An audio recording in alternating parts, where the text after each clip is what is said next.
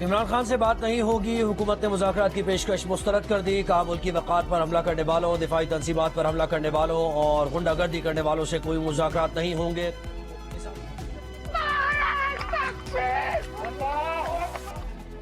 ملک کی دفاع ناقابل تسخیر بنائے جانے کا دن، چاکی کے پہاڑوں میں کیے گئے کامیاب ایٹمی دھماکوں کو 25 سال مکمل۔ قوم آج یوم تکبیر کی سلور جوبلی منا رہی ہے۔ وزیر اعظم شہباز شریف نے کہا کہ معاشی کمزوری دور کرنا آج کا ایٹمی پروگرام ہے۔ انٹیلیجنس ایجنسیز نے پی ٹی آئی کا حکومت اور سیکیورٹی اداروں کی بدنامی کا منصوبہ ناکام بنا دیا۔ گمراہ کن ریپ اینڈ ریڈ منصوبہ ایک ٹیلی فونک گفتگو سے سامنے آیا۔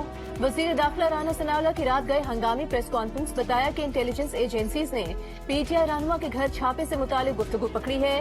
گفتگو میں ریپ کا انتہائی گھٹیا ڈرامہ رچا کر قانون نافذ کرنے والے اداروں پر الزام لگانے کی منصوبہ بندی کی گئی تھی۔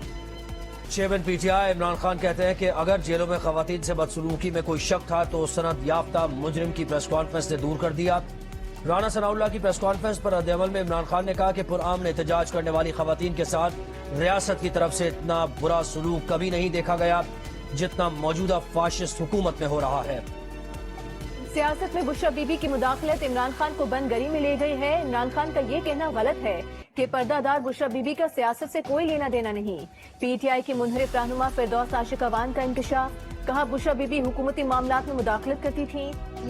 سیاسی جوڑ توڑ میں پہلا کنکر، تحریک انصاف چھوڑنے والے پاک پتن کے سابق ایم این اے احمد شاہ کھگا اور پنجاب کے سابق رکن اسمبلی سعید اکبر نوانی کی جہانگیر ترین سے ملاقات، نئے سیاسی لائحہ عمل پر گفتگو۔ ذرائع کا دعویٰ ہے کہ تحریک انصاف چھوڑنے والے 100 سے زائد رہنما جہانگیر ترین سے رابطے میں ہیں۔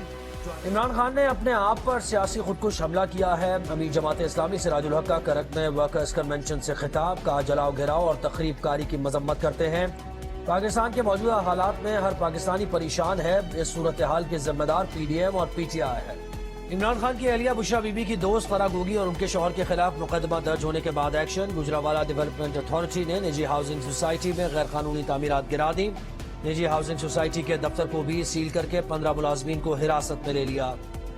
تحریک انصاف کے مرکزی سیکرٹری اطلاعات رؤف حسن کا وزیر داخلہ رانا ثناءاللہ کی پریس کانفرنس پر بیان، کہا رانا ثنا کی پریس کانفرنس کے بعد سیاسی قیدیوں سے متعلق خدشات نے جنم لیا ہے، خصوصاً خواتین سے متعلق خدشات پیدا ہوئے۔ چیف جسٹس پاکستان سے فوری طور پر اعلیٰ سطح کی تحقیقات کا مطالبہ۔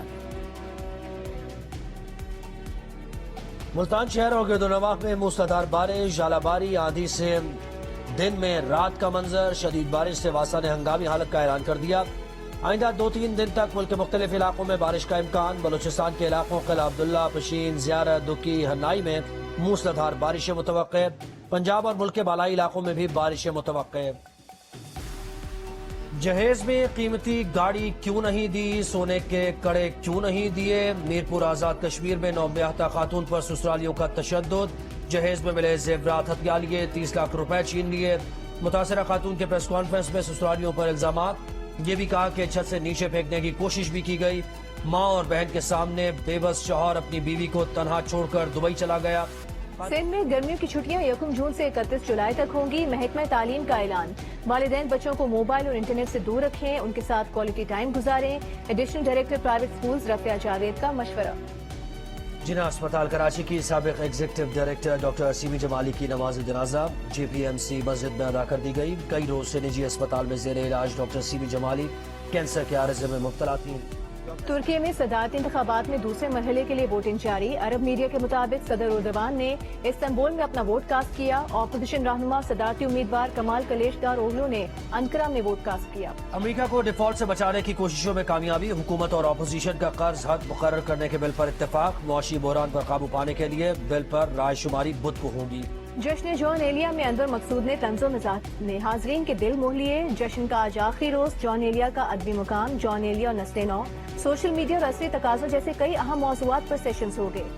رونالڈو کو پھر شکست، میسی پھر بازی لے گئے۔ دنیا کے مہنگے ترین فٹ بالر رونالڈو کی خدمات لے کر بھی سعودی کلب ٹائٹل سے محروم۔ پاکستان کرکٹ ٹیم کے فاسٹ بولر شاہنواز دہانی زمبابوے میں بچوں کے ساتھ گھل مل گئے، مقامی زبان میں مقبول گانا گایا، ویڈیو سوشل میڈیا پر وائرل۔